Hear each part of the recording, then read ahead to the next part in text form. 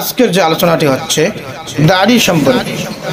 দাড়ি রাখলে 3টি লাভ, দাড়ি কাটলে 3টি বিপদ।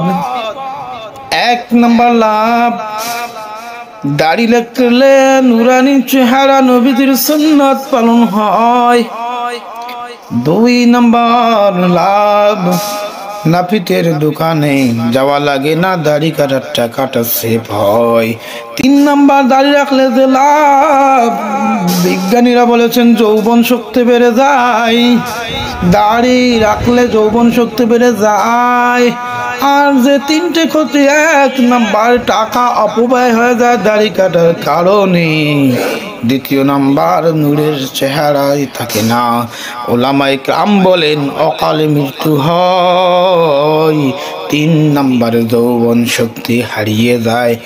যারা দাড়ি কাটে তাদের যৌবন শক্তি হারিয়ে যায়, এটা আমি বলিনি, বিজ্ঞানীরা বলেছেন।